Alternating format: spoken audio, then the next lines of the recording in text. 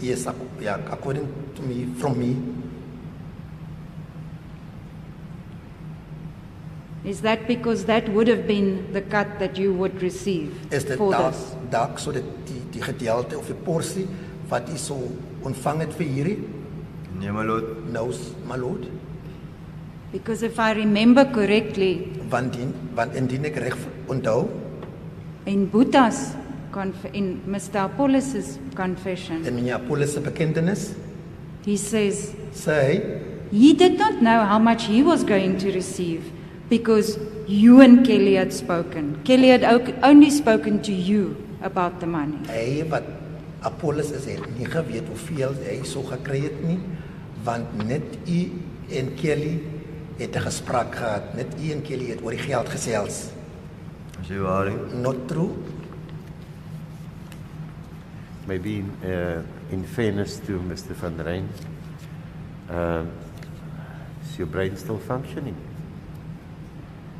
Because I saw you yawn, I heard the other day. Oh, no, that wasn't a yawn. So my apologies, my lord. I really was not yawning. No. So, if you listened the other day, Mr. Van Rijn, Meneer Van Rijn, indien u die dag geluister het, when it was yesterday morning. dit was gisteroggend, Was it the day before? No, it was the day before. Tuesday and Friday. ja, Dinsdag en Vrydag, The questions to Mr. Apollos was read out. die vraag aan meneer Apollos is hart uitgelees. And there was a question that says, hoeveel sou jy van die R20,000 kry? There was a question as to the effect, how much from the 20,000 would you have gotten? Remember, this is now a question posed to Mr. Apollos. Onthou nou, dit is die vraag aan meneer Apollos, né? Let daarop, dit is die vraag na meneer Apollos. And he answered, En sy antwoord daarop was soos volg: Kelly het nog niks vir my gesê hoe gaan die geld cut werk nie. And he uses the word cut. Kelly has not told me as to how the portion, I'm going to use the word cut. Sy het net It's saam gonna be dealt with. Stefano gepraat. She has just spoken to Steffy so far. So this is the background where the question is now put to you Dit is about the 5,000. Dit is op daardie agtergrond gegrond. Die stelling deur die stadsadvokaat is gegrond op daardie agtergrond. Do you understand that? Verstaan u meneer? Verstaan, my lord. I understand my lord. Would you like to comment? Wat is die kommentaar daarop meneer? Oor die 5,000. Oor die R5,000?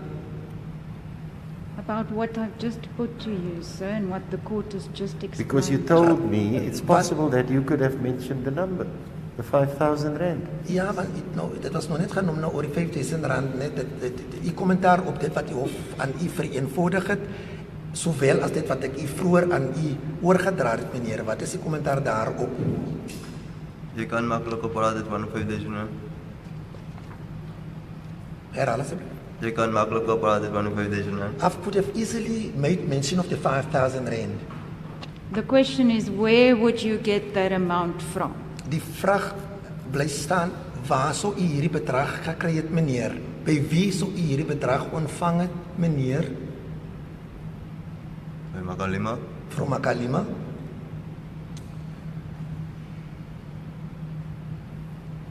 Are you now saying that Makalima told you that you would get 5,000 rand? Sê u nou dat dit is Makalima wat vir u gesê het, so 15 rand ontvang het? Ja. Nou, Okay, then I don't understand. nou verstaan ek nie vir u nie meneer. Polisie. Die polisie, wat van die polisie? Dit sê ek het 5,000 rand kry. They said I'll get the 5,000 rand. The police told you that you Ek would het get geld 5,000 rand. kry met die. I'll receive, yeah. The police told me I'll receive money. And the 5,000 rand is something that only you knew and told Captain Siakwe. En die 5,000 rand is net u was daarvan bewus gewees het en u vir Santie goed daarvan vertel. No. I don't know whether I heard right. The 5,000 rand, who mentioned that amount the first time? Was it the police? Ek meneer. Me, my lord. Did they tell you that you will get money? The police? Ja, my lord. And did they tell you how much you will get? Ja, my lord. No, my lord. Mr. Van Ryn, Meneer Van Ryn, I would like to put it to you ek wil graag dit aan u stel that the contents of this document dat die inhoud van hierdie dokument, came from you and only you. dit is u is die outeur van hierdie dokument en net u bly die outeur van hierdie dokument. And you were well aware of every word that you told Captain Sekwe. En u was baie bewus van elke woord wat u vir kaptein Fortuin Sekwe? Sekwe vertel het, dankie. Ja, my lord. Nou edele. Thank you, my lord. I have no further questions. Thank you. Ms. Mkabai, re-examination. I had to go back and watch this again. And you know, there's a huge difference between watching when you're watching the proceedings live and when you're watching a second time, because it's just absolutely shocking as well. It's as if you've never watched it before. You know, it's like you're watching a movie and you're like, did he really say this? And I repeat, this man, okay, accused number 2, Steffy Van Ryn, absolutely had no business taking the stand. He had no business taking the stand because even he himself is not sure of his own story. Now, if ever you find yourself in a situation where you are in a court of law, you absolutely have 3 options. The first, when a question is put to you, the first option is to answer or agree. The second option is to deny. And the third option is to give no comment. You do not have to answer every question because everything you say will be held against you. And in this case, every answer he gave, it felt like he was digging his grave deeper and deeper. And then when you watch my lord, Judge Nathan, now start to take notes and himself asking questions for clarity, you already know that you're not doing well. And I don't know, it's like the accused just could not make that connection.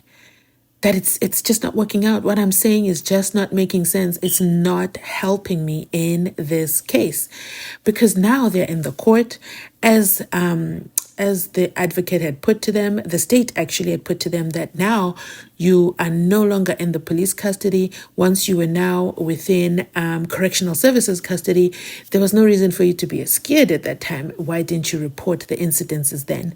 Now he's talking about the 5,000 rands. And for me, what does not make sense is when he says, when she said that Buta said he didn't know how much he was going to get because only Van Ryn and Kelly spoke about it. Let's think about this quite logically, okay, in everyday society. A boyfriend and a girlfriend or a husband and a wife, they discuss the finances. Kelly comes to Buta to say, listen, we are getting a 20,000 rand boost. We'll be able to purchase all kinds of tick and whatever buttons that they enjoyed consuming. And you are telling me that Buta, who uses substances, had no interest in that conversation or how much of that would be his cut.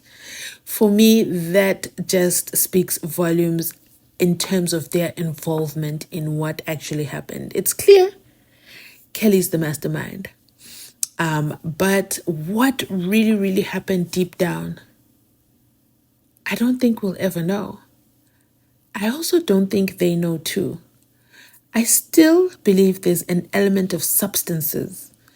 And that's why there's a lot of disconnect with a lot of things. I still think there's an element that substances would have played a factor in this. And I think had his counsel, his lawyer, Miss Mkabai, used the element of substances, she would have gained more ground than pushing the narrative of that my client was falling asleep, my client was not awake, and yeah. That's just some of the thought processes I have. Of course, I'm not an expert. This is my opinion. Just watching this again and thinking to myself, what is going on here? It was absolute torture watching this.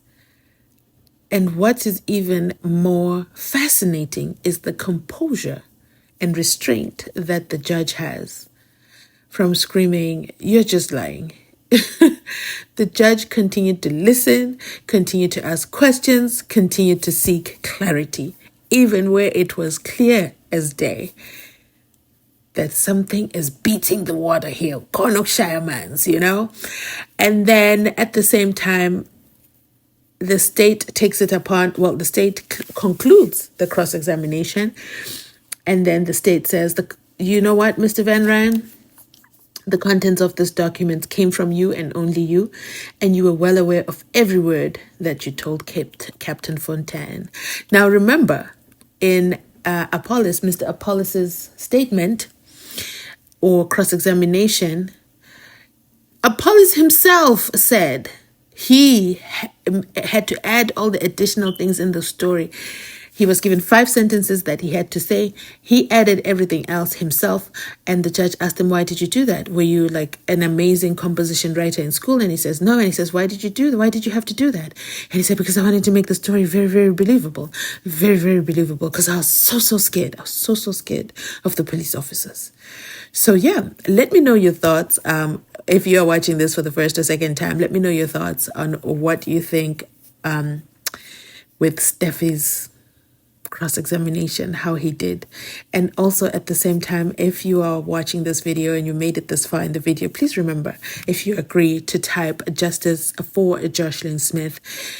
She is a little girl who disappeared at the age of 6 years old last year in February. Has not been found. And her whereabouts still remain unknown. Today is Easter. Many young children her age are with their mothers, are with their fathers, are with their family. Who has JOSHLIN? And where is JOSHLIN SMITH? Next week, court resumes. And court resumes on the topic of JOSHLIN SMITH. She's going to come back to being the main focus. I think there was a little bit of a confusion, or some people stopped following the trial within a trial. They have not been convicted for the crime of JOSHLIN SMITH, the disappearance of JOSHLIN SMITH. Their statements have only been found admissible, so they will play a factor in their trial now. They will resume and continue on with regards to what happened to JOSHLIN SMITH, and the judge wants to conclude this as soon as possible, so before the end of the month. So stay tuned. Remember to like, comment, and subscribe. Every subscription brings joy to my heart. So if you're watching from outside the club, today's a good day, okay? Today is a good day for you to consider hitting that subscription button. Thanks for watching. I'll catch you on my next upload. Bye, guys.